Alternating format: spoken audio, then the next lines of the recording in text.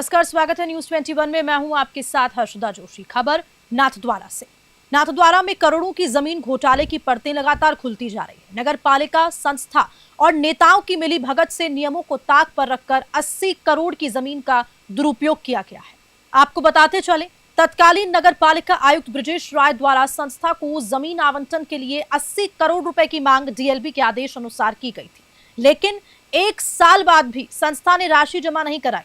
वर्तमान में मात्र 30 करोड़ रुपए जमा कर संस्था बिना आवंटन के ही 25 बीघा जमीन का अवैध उपयोग कर रही है। प्रार्थी पीयूष लावटी का यह आरोप है कि फर्जी एमओयू बनाकर तत्कालीन आयुक्त कौशल खाटुमरा और अध्यक्ष मनीष राठी ने संस्था को जमीन थमा दी, जिसमें पालिका को कोई आय नहीं मिल रही। और इतना ही नहीं, लावटी ने यह भी दावा किया है कि इस घोटाले को उजागर करने के लिए उन्होंने थाने में एफआईआर दर्ज कराई है।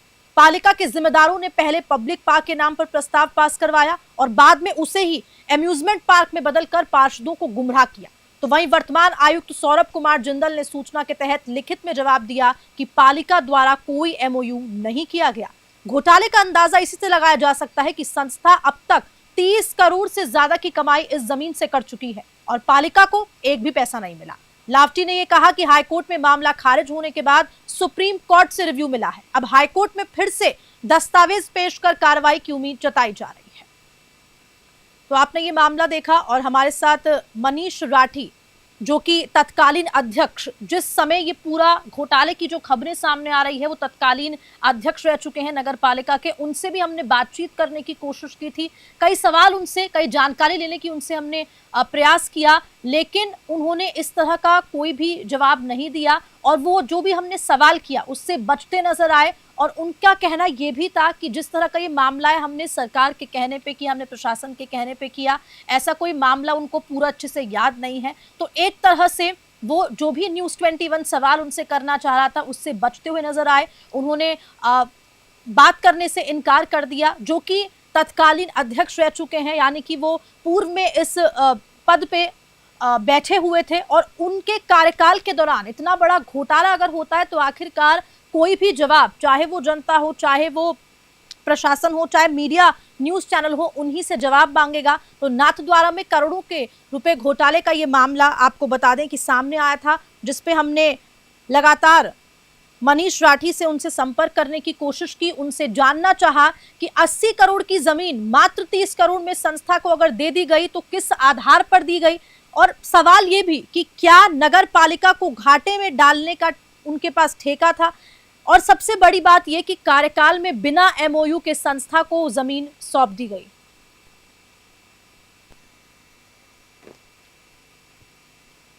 और अब हमारे साथ कौशल कुमार, जो कि तत्कालीन आयुक्त नगर पालिका के, यानी कि पहले जिस समय ये पूरा घोटाले की खबरें सामने आई उस समय ये कार्यरत थे। इनसे भी हमने बातचीत करने की कोशिश की, लेकिन उनका फोन बंद आ रहा था।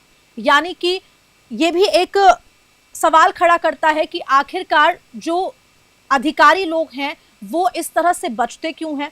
उनसे भी हमने प्रयास किया बातचीत करने का, लेकिन उनका फोन बंद आ रहा था।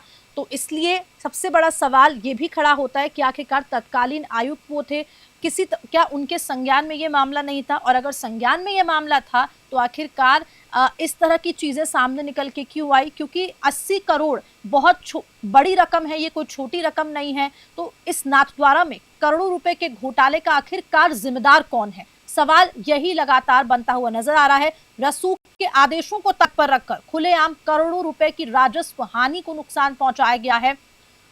तो क्या पुलिस की जांच में भ्रष्टाचार के मामले का खुलासा होगा? क्योंकि अब जब ये मामला उजागर हुआ है, न्यूज़ 21 लगातार ये खबर, ये पूरा मामला प्रकाशित कर रहा है, तो क्या अब पुलिस प्रशासन जागेगा? क्या अब अधिकारियों की ताक पर रखकर जिस तरह से ये पूरा घोटाला जो सामने आया है इसको लेकर क्या पुलिस प्रशासन करेगा? क्या पुलिस की जांच में होगा जो भी ये भ्रष्टाचार की बू आ रही है? क्योंकि साफ तौर पर भ्रष्टाचार की बू तो जरूर आ रही है, क्योंकि अगर हम अधिकारियों से बातचीत करने की कोशिश करते हैं, वो अगर सवाल जवाब नहीं दे पाते हैं, सवालों से बचते नजर आते हैं, तो ये साफ तौर पर दिखाई देता है कि भ्रष्टाचार जरूर हुआ है। क्योंकि अगर कोई एमओयू साइन हुआ है या नहीं हुआ है, तो सबसे बड़ी बात यह कि आखिरकार अधिकारियों को क्यों नहीं पता होता।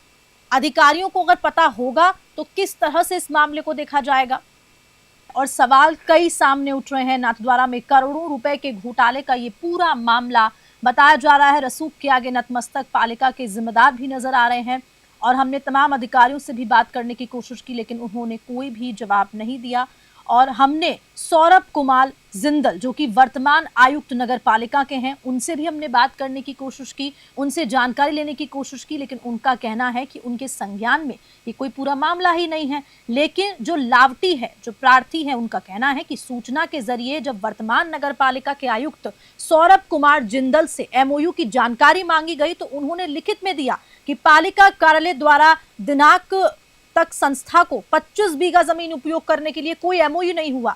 यानी कि जो पूरा खेल है वो एमओयू का बताया जा रहा है। ऐसे में अगर एमओयू फर्जी है तो पालिका के जिम्मेदार राजस्व उठाने के लिए क्यों कार्रवाई नहीं कर पा रहे हैं? यदि जिम्मेदार मिले हुए हैं तो क्या ये करोड़ों का घोटाला दफन हो जाएगा, या फिर विधायक के आश्वासन और पुलिस की जांच के बाद ये मामला शीशे की तरफ साफ होगा? और ये तो आने वाला वक्त ही बताएगा।